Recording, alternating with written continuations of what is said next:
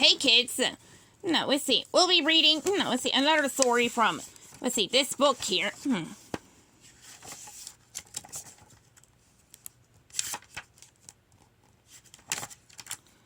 Only a few pages away.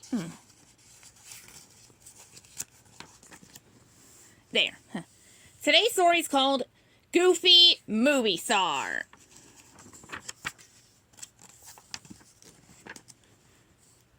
Goofy was an easygoing fellow who enjoyed simple things. He lived in one of the busiest cities in the world, Hollywood.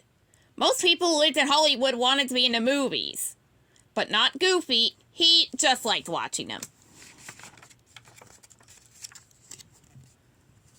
Goofy had never thought about becoming an actor, even though he liked movies a lot.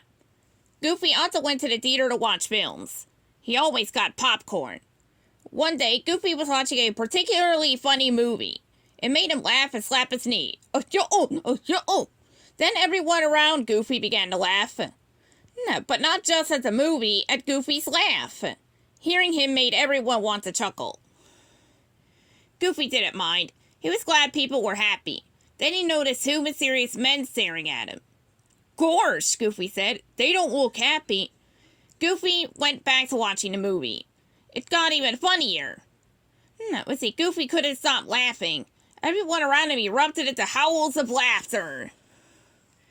The two men, got out of their seats, and each grabbed Goofy, by an arm. They led him out of the theater.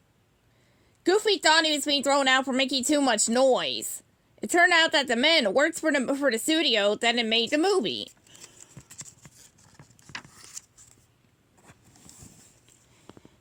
The men took Goofy to a fancy office. They introduced him to Mr. Big Shot, who was in charge of a film studio. "I hear nobody was watching my movie today because they were all watching you, Goofy," Mr. Big Shot said. "Sorry about that," Goofy replied. "Don't be," Mr. Big Shot said. "You make people laugh, and that's good. How would you like to star in my next comedy?" Goofy had never dreamed that he'd be in a film, but he was willing to try it, as long as there was popcorn.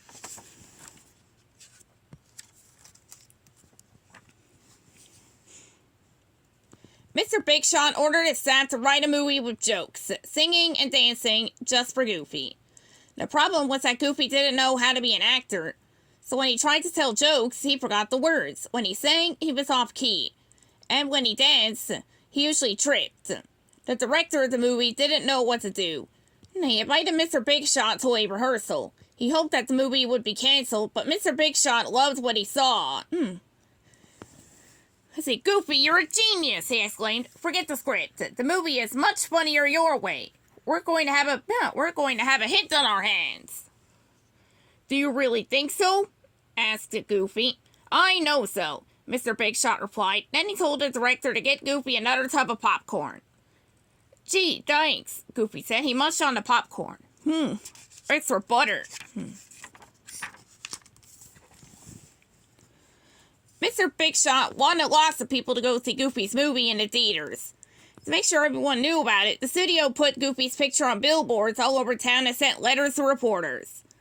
On opening night, the limousine took Goofy to the theater. As the car pulled up, Goofy saw huge spotlights over a sign with his name on it. Goofy stepped out of his car, and reporters crowded around him. They took his photo and asked him questions. "Goofy," a reporter asked, "how did you manage to get a starring role when you never even been in a movie before?" "Like this," said Goofy. He threw back his head, slapped his knee, and laughed. That night at the theater, the audience laughed too. The movie was one of the funniest they had ever seen. When it was over, everyone stood up and applauded Goofy.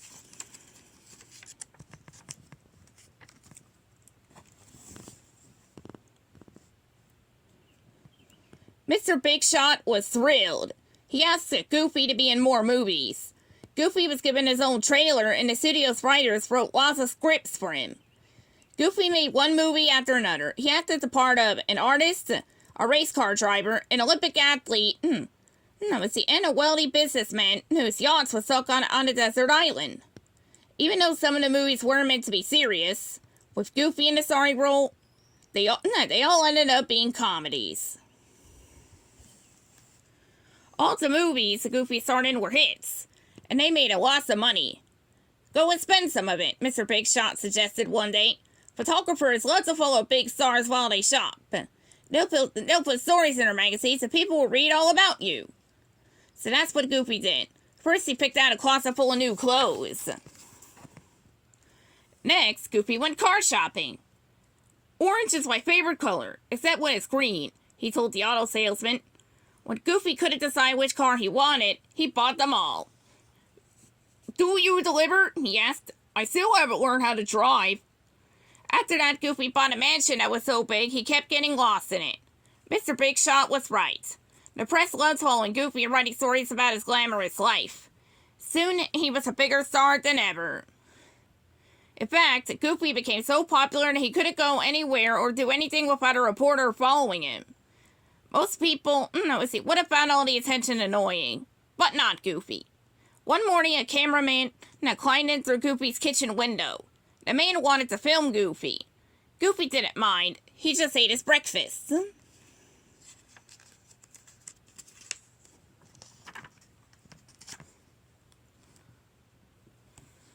Goofy was always busy. When he wasn't making movies, he was going to parties and award shows or giving interviews. He liked meeting new people, but he missed his quiet life. One night at a movie premiere, Goofy told Mr. Big Shot that he was thinking of quitting show business. Mr. Big Shot offered him more money, but Goofy didn't change his mind. A bigger trailer? His boss asked, trying again. Goofy shook his head. More snacks? Another house? Your own yacht?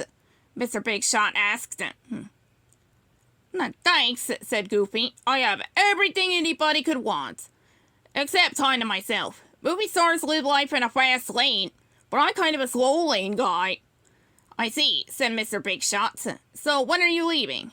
Right now, Goofy answered with a laugh. He jumped for joy. He was getting his old life back. It took a while for reporters to forget about Goofy, but soon he could visit with friends to go sightseeing without anyone recognizing him. One afternoon, Goofy snacked on a hot dog. A tourist stopped and stared at him. Hey, aren't you a movie star? The man asked. Nope, Goofy answered. I'm just plain Goofy, he thought happily. At the end.